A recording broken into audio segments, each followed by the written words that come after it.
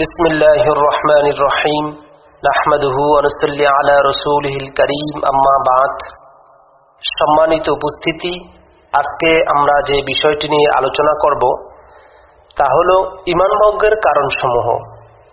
আজকে আমাদের সমাজের মানুষ নওয়াকিজুস সালাহ, নামাজ ভঙ্গের কারণসমূহ জানে, ওযু ভঙ্গের কারণ জানে, রোজা ভঙ্গের কারণসমূহ জানে, কিন্তু এর চেয়ে গুরুত্বপূর্ণ বিষয় ঈমান, এই ঈমান ভঙ্গের কারণ জানে না। অথচ ঈমানই হচ্ছে সমস্ত আমল কবুল হওয়ার পূর্ব শর্ত। কারো যদি ঈমান ঠিক না থাকে তাহলে তার আমলের কোনো মূল্য নেই, তার কোনো আমলই কবুল হবে না, গ্রহণযোগ্য হবে না। সুতরাং ঈমান ভঙ্গের কারণ জানাটা আমাদের জন্য অত্যন্ত জরুরি। অন্যথায় আমরা বুঝতেই পারবো না, আমরা জানতে পারবো না যে আসলে আমাদের ঈমান কখনো কোনো সময় ভেঙে যায় কিনা, বা যদি কারো ঈমান ভঙ্গের কারণসমূহ জানা না থাকে, সে ঈমান বিনষ্টকারী, ঈমান ভেঙে যায় এমন জিনিস থেকে সে দূরেও থাকতে পারবে না, বেঁচে থাকা তার জন্য অসম্ভব হয়ে যাবে। এই জন্য আমাদের খুব জরুরি হলো যে আমরা ঈমান ভঙ্গের কারণসমূহ জানব। তো আজকে আমরা ইনশাআল্লাহ সেই ঈমান ভঙ্গের কারণসমূহ থেকে কিছু গুরুত্বপূর্ণ কারণসমূহ নিয়ে আলোচনা করব। ঈমান ভঙ্গের কারণ অবশ্য আকীদার কিতাবগুলিতে এবং ফিকহের কিতাবে বহু ঈমান ভঙ্গের কারণ উল্লেখ আছে। আমরা আজকে সেখান থেকে হাতে গোনা কয়েকটি, মাত্র 10টি মৌলিক কারণ উল্লেখ করব, যেইগুলির কারণে ঈমান ভেঙে যায়, মানুষ ইসলাম থেকে বের হয়ে যায়। তো ঈমান ভঙ্গের কারণসমূহ থেকে সবচেয়ে উল্লেখযোগ্য হলো 1 নম্বরে আল্লাহর ইবাদতে শরীক করা। আল্লাহ সুবহানাহু ওয়া তাআলার ইবাদতের ক্ষেত্রে অন্য কাউকে শরীক করা, এটা ঈমান ভঙ্গের কারণ।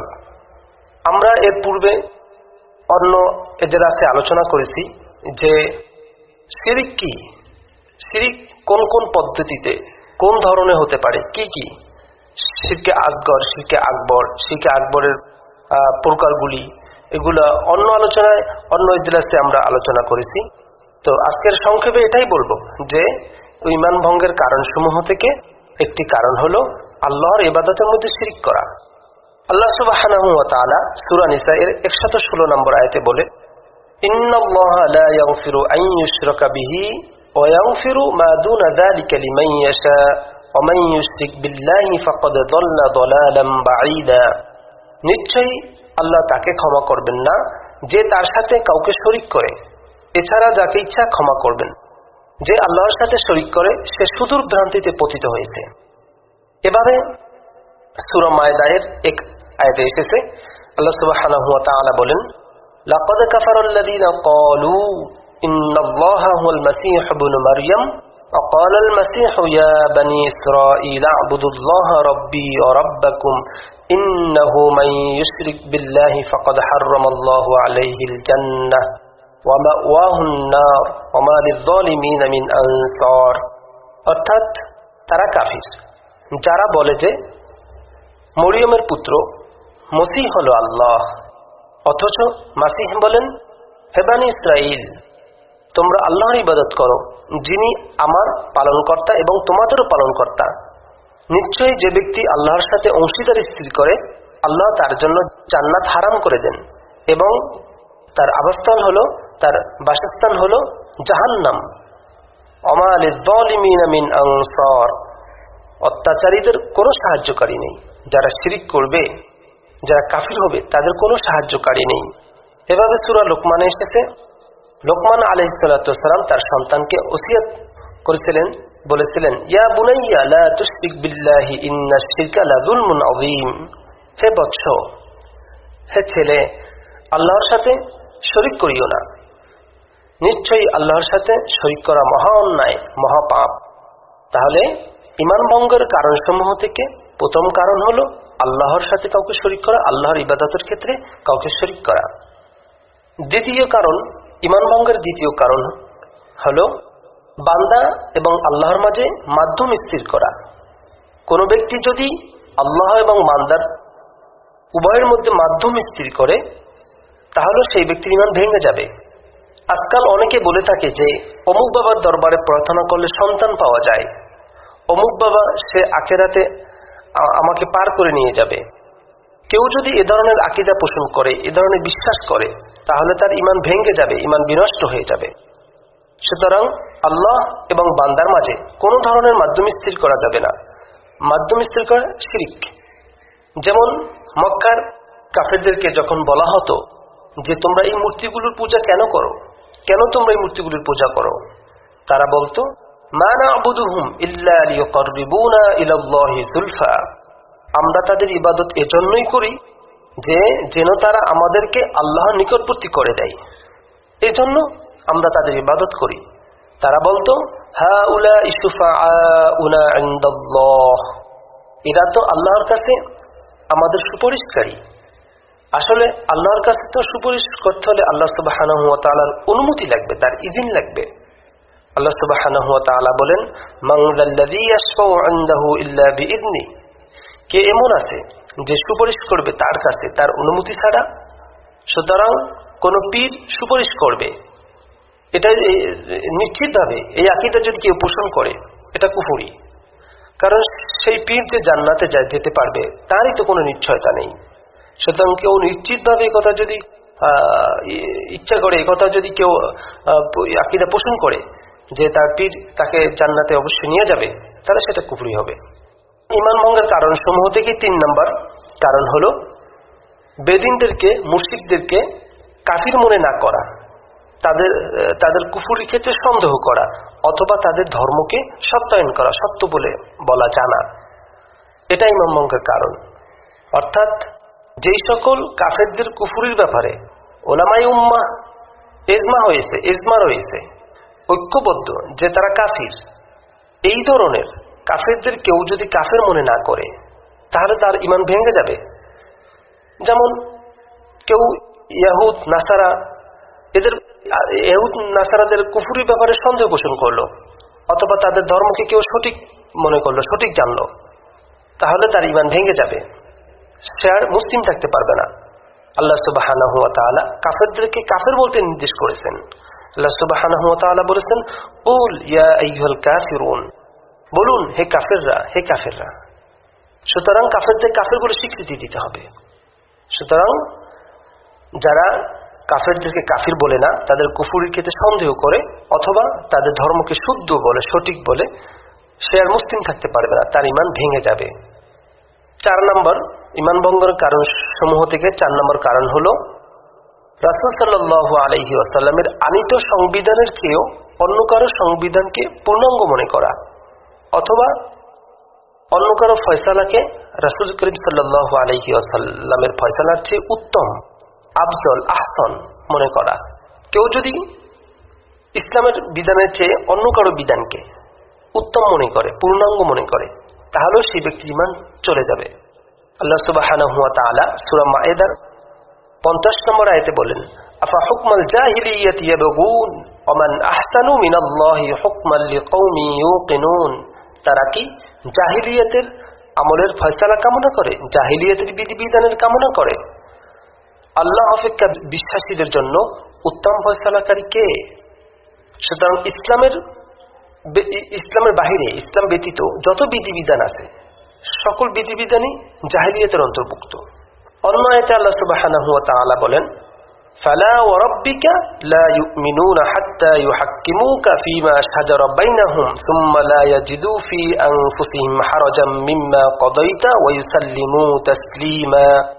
অতএব তোমার পালনকর্তার কসম, ওই লোক ঈমানদার হবে না যতক্ষণ না তাদের মধ্যে সৃষ্ট বিবাদের ব্যাপারে তোমাকে বিচারক বলে মেনে না নেয়, অতঃপর তোমার মীমাংসার ব্যাপারে নিজের মনে কোনো রকম সংকীর্ণতা না থাকে, এবং ওয়ায়ুসাল্লিমু তাসলিমা, তারা একনিষ্ঠ চিত্তে যতক্ষণ পর্যন্ত কবুল করে না নেয়। সুতরাং কোনো মানুষ যদি কোরআন হাদিসকে যদি ফাসেল, বিচারক না মানে, তাদের বিধিবিধান না মানে, এই সকল বিধিবিধানের ক্ষেত্রে তাদের হৃদয়ে যদি কোনো সংকীর্ণতা থাকে, সংকোচ থাকে, তারা যদি সচিত্তে এটা মেনে না নেয়, তাহলে তার ঈমান থাকবে না।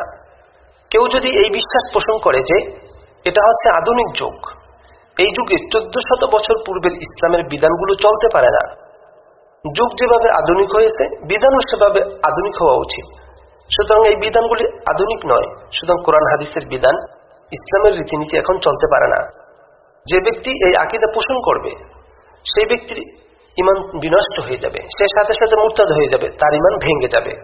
সুতরাং ইসলামের কোন বিধিবিধান, রাসূল সাল্লাল্লাহু আলাইহি ওয়াসাল্লামের আনিত বিধিবিধানের চেয়ে অন্য কোনো বিধিবিধানকে, অন্য কারো মতকে, অন্য কারো পথকে যে ব্যক্তি পূর্ণাঙ্গ উত্তম মনে করবে, সে ব্যক্তির ঈমান চলে যাবে। এটা একটা ঈমান ভঙ্গের কারণ।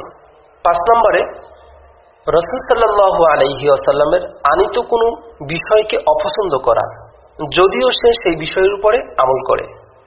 কোন মানুষ রাসূল সাল্লাল্লাহু আলাইহি ওয়াসাল্লামের আনিত বিষয়কে অপছন্দ করলো এবং তাহলে তার ঈমান চলে যাবে, যদিও সে বিষয়টাকে পালন করছে। যেমন কোন ব্যক্তি নামাজ পড়ে, সালাত আদায় করে, রোজা রাখে, হজ করে, কিন্তু ইসলামের এর কোনো একটা অথবা অন্য কোনো একটা বিষয়কে, যেমন হিজাবের বিষয়টাকে সে অপছন্দ করে, সে বলে যে সে মনে করে এটা নারীর স্বাধীনতাকে খর্ব করেছে, এটা নারীর স্বাধীনতাকে হরণ করেছে, তাহলে সেই ব্যক্তির ঈমান ভেঙে যাবে, তার ঈমান চলে যাবে। আল্লাহ সুবহানাহু ওয়া তাআলা বলেন, ইযা জাআকাল মুনাফিকুনা ক্বালু নাশহাদু ইন্নাকা লারাসূলুল্লাহ আল্লাহু ইয়া'লামু ইন্নাকা লারাসূলুহু আল্লাহু ইয়াশহাদু ইন্নাল মুনাফিকিনা লাকাযিবুন। মুনাফিকরা আপনার কাছে এসে বলে, আমরা সাক্ষ্য দিচ্ছি যে আপনি নিশ্চয়ই আল্লাহর রাসূল। আল্লাহ জানেন যে আপনি অবশ্যই আল্লাহর রাসূল, এবং আল্লাহ সাক্ষ্য দিচ্ছেন যে এই মুনাফিকরা অবশ্যই মিথ্যাবাদী। সুতরাং ইসলামের কোনো বিষয়ের সাথে কেউ যদি বিদ্বেষ রাখে, দুশ্মনী রাখে, অপছন্দ করে, তাহলে সেই ব্যক্তির ঈমান ভেঙে যাবে, সে আর মুসলিম থাকতে পারবে না। 6 নম্বরে, রাসূল কারীম সাল্লাল্লাহু আলাইহি ওয়াসাল্লাম এর আনিত বিষয় থেকে বা আনিত বিষয়ের সাথে ঠাট্টা করা, অর্থাৎ ইসলামের কোনো বিষয়কে নিয়ে ঠাট্টা করা, উপহাস করা, এটাও একটি ঈমান ভঙ্গের কারণ। আল্লাহ সুবহানাহু ওয়া তাআলা বলেন সূরা তাওবা, বলেন কুল আবিল্লাহি ওয়া আয়াতিহি ওয়া রাসূলিহি কুনতুম তাস্তাহজিউন। আপনি বলুন, তোমরা কি আল্লাহর সাথে এবং তার হুকুম আহকামের সাথে এবং তার রাসূলের সাথে ঠাট্টা করছিলে? লা তা'তাযিরু ক্বাদ কাফারতুম বা'দা ঈমানিকুম। তোমরা ছলনা করিও না, তোমরা ছলনা করো না, তোমরা ঈমান আনার পরে তোমরা কাফির হয়ে গেছো, তোমরা কুফরি করেছো। সুতরাং ইসলামের কোনো বিষয়কে নিয়ে যদি কেউ ঠাট্টা করে, ইস্তেহজা করে, উপহাস করে, তাহলে সেই ব্যক্তির ঈমান ভেঙে যাবে। ইসলামের কোনো বিষয়কে নিয়ে ঠাট্টা করা, এটা একটা ইসলাম বিনষ্টকারী বিষয়। ইসলামের কোনো বিষয়কে নিয়ে ঠাট্টা করা যাবে না। 6 নম্বর, জাদু করা, এটা কুফরি। কেউ যদি জাদু করে, কেউ জাদু শিক্ষা দেয়, জাদু শিখে এবং সেটার উপরে সে সন্তুষ্ট থাকে, তাহলে তার ঈমান চলে যাবে। জাদু শিক্ষা দেওয়া, জাদু করা, এগুলো সবই কুফরি। আল্লাহ সুবহানাহু ওয়া তাআলা বলেন সূরা বাকারায়, ওমা কাফারা সুলাইমান ওয়ালাকিন্নাশ শায়াতিন কাফারু ইউআল্লিমুনা আন-নাস আস-সিহর। সুলাইমান আলাইহিস সালাতু ওয়াস সালাম কুফরি করেননি, সুলাইমান কুফরি করেনি, শয়তানরাই কুফরি করেছিল, তারা মানুষকে জাদুবিদ্যা শিক্ষা দিত। সুতরাং জাদু করা কুফরি। অথচ আজকের আমাদের সমাজের অনেক মুসলমানের সন্তান, তারা জাদু শিখছে, শিক্ষা দিচ্ছে, তারা জাদু নিয়ে খেলছে, তারা জাদুকেই তারা আয় রোজগারের মাধ্যম বানিয়েছে, এটা কুফরি। সুতরাং জাদু করা যাবে না। 7 নম্বরে, মুসলমানদের বিপক্ষে কাফিরদেরকে সাহায্য করা, মুসলমানদের বিপক্ষে বেদিনদেরকে সাহায্য করা, এটা কুফরি। বর্তমান ইসলাম ও কুফরের মাঝে চলমান লড়াইয়ে এই যারা কাফিরদের পক্ষ অবলম্বন করবে, তারা কাফির হয়ে যাবে, কারণ এটা একটা কুফরি। যেমন বর্তমানে আফগান, সিরিয়া এবং বিশ্বের বিভিন্ন প্রান্তে কুসেদারদের সাথে মুসলমানদের যে লড়াই হচ্ছে, এই লড়াইয়ে, বর্তমানে বিশ্বের এই লড়াইয়ে এখন কেউ যদি কুসেদারদের পক্ষ অবলম্বন করে, ইহুদ নাসারা এদের পক্ষ অবলম্বন করে, তাহলে অবশ্যই তার ঈমান ভেঙে যাবে। কেননা মুসলমানদের বিপক্ষে বেদিনদেরকে, মুশরিকদেরকে সাহায্য করা, যে কোনো ধরনের সাহায্য করা, সেটা কুফরি। সেটা অস্ত্র দিয়ে করতে পারে, সেটা বিদ্যা বুদ্ধি দিয়ে করতে পারে, ঘাঁটি দিয়ে করতে পারে, অর্থ সম্পদ দিয়ে করতে পারে। যে কোনো ভাবে যদি কেউ কাফিরদেরকে মুসলমানের বিপক্ষে সাহায্য করে, তাহলে অবশ্যই তার ঈমান চলে যাবে। আল্লাহ সুবহানাহু ওয়া তাআলা বলেন, ইয়া আইয়ুহাল্লাযীনা আমানু লা তাত্তাখিযুল ইয়াহুদা ওয়ান নাসারা আউলিয়া বা'দুহুম আউলিয়াউ বা'দ ওয়া মান ইয়াতাওয়াল্লাহুম মিনকুম ফাইন্নাহু মিনহুম ইন্নাল্লাহা লা ইয়াহদিল কওমায যালিমিন। হে মুমিনগণ, তোমরা ইহুদি ও খ্রিস্টানদেরকে বন্ধু হিসেবে গ্রহণ করো না। তারা একে অপরের বন্ধু। তোমাদের মধ্যে যে তাদের সাথে বন্ধুত্ব করবে সে তাদেরই অন্তর্ভুক্ত হবে। ইন্নাল্লাহা লা ইয়াহদিল কওমায যালিমিন। আল্লাহ জালেমদেরকে পথ প্রদর্শন করে না। ইমাম তাবারী রাহমাতুল্লাহি আলাইহি তার বিশ্ববিখ্যাত কিতাব তাফসীরে তাবারী, তিনি সেখানে বলেন এই আয়াতের ব্যাখ্যায় যে মান তাওয়াল্লাল ইয়াহুদা ওয়ান নাসারা মিন দুনিল মুমিনিনা ফাইন্নাহু মিনহুম আই মিন আহলি দীনিহিম ওয়া মিল্লাতিহিম।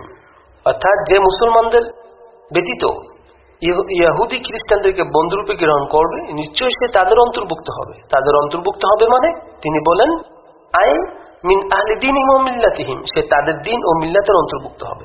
তিনি আরো বলেন যে কেউ কাউকে ততক্ষণ পর্যন্ত বন্ধুরূপে গ্রহণ করে না ইল্লা আহুয়া বিহি ওয়া বিদীনিহি ওয়া মা হুয়া আলাইহি রাদিন ওয়া ইযা রাদিয়াহু ওয়া রাদিয়া দীনাহু ফাকাদ আদা মা খালাফাহু ওয়া সাখাত।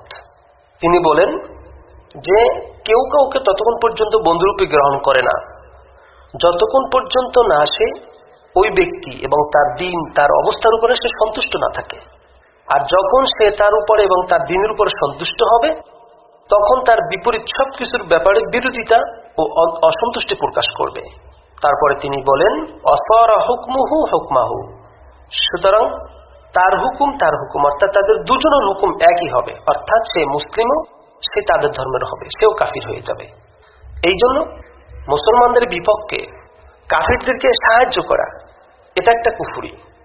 যে ব্যক্তি মুসলমানদের বিরুদ্ধে কাফিরদেরকে সাহায্য করে সে কাফির হয়ে যাবে। 9 নম্বরে কাউকে শরীয়তের ঊর্ধ্বে মনে করা, এটাও কুফরি।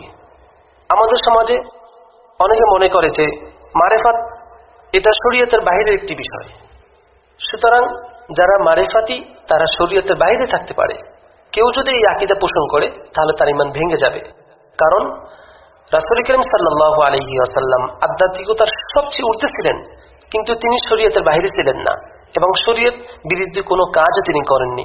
সাহাবায়ে কেরাম মারেফাত সবচেয়ে বেশি বুঝেছিলেন, তারা সবচেয়ে বেশি বুঝতেন। কোরআন, হাদিস, আল্লাহ, ইসলাম ধর্মের সাথে তাদের সম্পর্ক বেশি ছিল, কিন্তু তারাও শরীয়তের বাইরে যাননি। আল্লাহ সুবহানাহু ওয়া তাআলা বলেন ইন্নাদ-দীনা ইনদাল্লাহিল ইসলাম, নিঃসন্দেহে আল্লাহর নিকট গ্রহণযোগ্য দিন একমাত্র ইসলাম। অন্য আয়াতে বলেন ওয়ামান ইয়াবতাগি গায়রাল ইসলামি দীনা ফালান ইউকবালা মিনহু ওয়া হুয়া ফিল আখিরাতি মিনাল খাসিরিন। যে লোক ইসলাম ছাড়া অন্য কোনো ধর্ম তালাশ করে কখনো তা গ্রহণ করা হবে না এবং আখিরাতে সে ক্ষতিগ্রস্ত হবে। সুতরাং কোরআন হাদিসের বহির্ভূত, কোরআন হাদিস সমর্থন করে না এমন কোনো বিষয় যারা জায়েজ মনে করে এবং সেটাকে দিন ধর্ম মনে করবে, এবং মোটামুটি কথা যারা শরীয়তের ঊর্ধ্বে কোনো মানুষকে মনে করে যে এরা এই জামাত বা এই ব্যক্তি শরীয়তের ঊর্ধ্বে, অর্থাৎ তার পাওয়ার শরীয়তের ঊর্ধ্বে, অর্থাৎ সে শরীয়তের চেয়েও ওই ব্যক্তির কার্যকলাপ বা ওই ব্যক্তিকে বা ওই ব্যক্তির কর্মগত বিষয়গুলিকে সে অনেক ঊর্ধ্বে মনে করে, তাহলে সেই ব্যক্তির ঈমান ভেঙে যাবে। এখানে সে কাউকে শরীয়তের ঊর্ধ্বে স্থান দিল, তার মানেই হলো সে শরীয়তকে ছোট করে ফেললো, সে শরীয়তের চেয়ে ওই কাজটা কি সে ভালো মনে করলো। আমাদেরকে সেজন্য বুঝতে হবে যে আসলে শরীয়ত কি। এই জন্য যদি কোনো ব্যক্তি কাউকে শরীয়তের ঊর্ধ্বে মনে করে, যেমন খিদর আলাইহিস সালাতু ওয়াস সালাম, সেই জমানায় মুসা আলাইহিস সালাম ছিল, মুসা আলাইহিস সালাতু ওয়াস সালামের সে তার উম্মতের অন্তর্ভুক্ত ছিল না, সে তার ধর্ম থেকে খিদর আলাইহিস সালাতু ওয়াস সালাম মুসা আলাইহিস সালাতু ওয়াস সালাম ধর্মের বাহিরে ছিল, এটা তার জন্য জায়েজ ছিল। আল্লাহ সুবহানাহু ওয়া তাআলা এমনটাই করেছিলেন।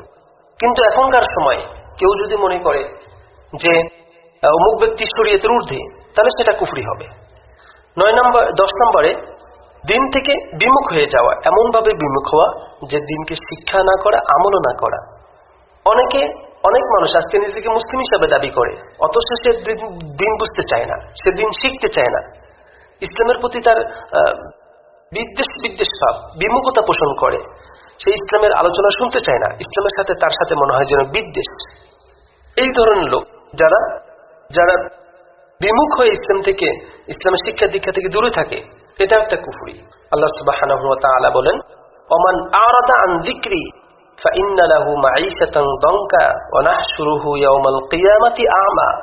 এবং যে আমার স্মরণ থেকে মুখ ফিরিয়ে নেবে তার জীবিকা সংকীর্ণ হবে এবং আমি তাকে কিয়ামতের দিন অন্ধ অবস্থায় উঠাবো, অন্ধ অবস্থায় তাকে উত্তোলিত করব। অন্য আয়াতে শেষে আল্লাহ সুবহানাহু ওয়া তাআলা বলেন, ওমান আযলামু মিম্মান যুকিরা বিআয়াতি রাব্বিহি সুম্মা আ'রাদা আনহা ইন্না মিনাল মুজরিমিনা মুনতাকিমুন। সূরা সাজদা এসেছে। আল্লাহ সুবহানাহু ওয়া তাআলা বলেন, যে ব্যক্তিকে তার পালনকর্তার আয়াতসমূহ দ্বারা উপদেশ দান করা হয় অথবা সে তা থেকে মুখ ফিরিয়ে নেয়, ফিরে যায়, তার চেয়ে জালিম আর কে আছে? ওমান আযলামু, তার চেয়ে অত্যাচারী পাপিষ্ঠ আর কে আছে? আল্লাহ সুবহানাহু ওয়া তাআলা বলেন, ইন্না মিনাল মুজরিমিনা মুনতাকিমুন, আমি অপরাধীর থেকে, এই ধরনের জালিমদের থেকে বদলা নিব, তাদেরকে শাস্তি দিব। সুতরাং কেউ যদি দিনের মৌলিক বিষয়গুলোকে শিক্ষা না করে উদাসীন থাকে, সে এই বিষয়গুলো থেকে শিক্ষা করতে না চায় এবং তার থেকে সে যদি বিমুখ ভাব দেখায়, তবে এটা একটা কুফরি। যে এই কাজ করবে সে কাফির হয়ে যাবে। সুতরাং আমরা আজকে মোটামুটি ভাবে ইসলামকে বিনষ্টকারী বিষয়গুলি, ইমানকে ভঙ্গ করে দেয়, এগুলি জানতে পারলাম। যে এক নম্বর আমরা জানতে পারলাম যে আল্লাহ সুবহানাহু ওয়া তাআলার ইবাদতের ক্ষেত্রে শরীক করা, 2 নম্বরে বান্দা এবং আল্লাহর মাঝে মাধ্যম স্থির করা, 3 নম্বরে কাফিরদেরকে কাফির না বলা, তাদের তাদের কুফরি ক্ষেত্রে সন্দেহ করা এবং তাদের ধর্মকে সত্যায়ন করা, 4 নম্বরে যে রাসূল সাল্লাল্লাহু আলাইহি ওয়াসাল্লামের আনিত সংবিধানের চেয়ে অন্য কারো সংবিধানকে পূর্ণাঙ্গ মনে করা অথবা উত্তম, সুন্দর, আহসান মনে করা, এটাও কুফরি। 5 নম্বরে যে রাসূল সাল্লাল্লাহু আলাইহি ওয়াসাল্লামের আনিত বিষয় থেকে কোনো একটি বিষয়কে বিষয়ের সাথে শত্রুতা রাখা, অপছন্দ করা, বিদ্বেষ, অপছন্দ রাখা, যদিও সে ওই বিষয়ের উপর আমল করে। 6 নম্বরে রাসূল সাল্লাল্লাহু আলাইহি ওয়াসাল্লামের আনিত বিষয় থেকে কোনো একটা বিষয়ের সাথে ঠাট্টা করা, উপহাস করা, ইস্তেহজা করা, এটাও কুফরি। 7 নম্বরে জাদু করা, জাদু শিক্ষা দেওয়া, শিক্ষা এর উপর রাজি থাকা, এটা কুফরি। 8 নম্বরে মুসলমানদের বিপক্ষে কাফেরদেরকে সাহায্য করা, এটাও কুফরি।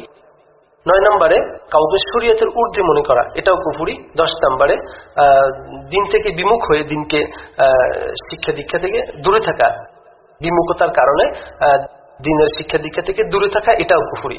আল্লাহ সুবহানাহু ওয়া তাআলা আমাদের সকলকে এই ধরনের যত নাওয়াকিজ আছে সকল নাওয়াকিজ থেকে মুক্ত থেকে শুদ্ধ সঠিক ঈমানের উপরে অবিচল থাকার তৌফিক দান করুক। সুবহানাকাল্লাহুম্মা বিহামদিকা আশহাদু আল্লা ইলাহা ইল্লা আনতা আস্তাগফিরুকা ওয়া আতুবু ইলাইক।